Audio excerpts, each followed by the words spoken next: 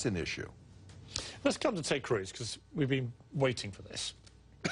I want to warm you up by playing what Ann Coulter, who's a guest on your show. Ted Cruz, ironically. We've been twerking our way through this. Let's get to what Ann Coulter told me a couple of weeks ago about Ted Cruz's chances of becoming president.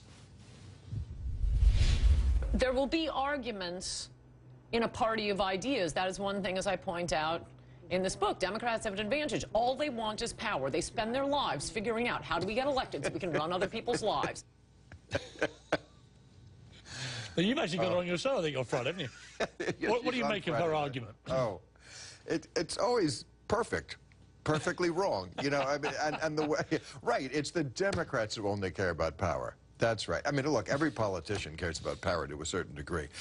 But, you know, Democrats, I think in general, they're the policy wonks. They're the people who care about actually making government work. Republicans tell you right out front, we hate government. Then why go into it? If you hate government, you shouldn't do it. That's why I'm not a priest, okay? So, first of all, that's a nonsensical argument. But if you're asking about Ted Cruz and being president, I think I don't know if what her answer was on that, but I think he's got a shot because I think he has an absolute shot at the nomination. He is definitely going to be the favorite of the people who vote in Republican primaries. I mean, we saw what it looked like the last time and the time before. But the problem with the Republican primaries last time for them is that they didn't have a Ted Cruz in there. That's why they went with Mitt Romney. Remember, they tried every other person? Every other Republican got a shot at being #1. Newt Gingrich and Herman Cain and Rick Perry and Michelle Bachmann. But they were all like even too ridiculous and lame for the Tea Party. But Ted Cruz is a Harvard-educated lawyer. He's not a dummy. No, Alan Dershowitz sat here and told me one of the brightest students he'd ever had. Okay. So you can't underestimate him. No, you cannot underestimate it. And he knows exactly how to get those people's votes. He has played it exactly right. He is their hero. He is the guy they think finally stood up to the establishment and did what he said and went to Washington and blah, blah, blah. So he is going to be very difficult to beat in the primaries. Could it be him against Chris Christie? It probably will be. And who will prevail? You know, if it's the primary voters who vote every time, I think it'll be Ted Cruz.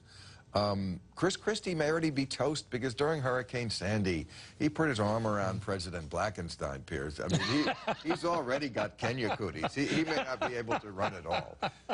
So yeah, he's suspect. He's from the Northeast, and he's once in a while said things that make sense. So I mean, he instantly rule him out. Yeah, he could be ruled out already. I would. What would it say about America if Ted Cruz was to win the presidency? You mean overseas? What are they saying about America? What would it mean for America and for America's reputation, do you think? You know, we don't know until if he became president what it would mean. I mean, the Republicans are the masters of the "are you kidding me" candidate. You know, I mean, when Ronald Reagan first ran, people were like, "Are you kidding me?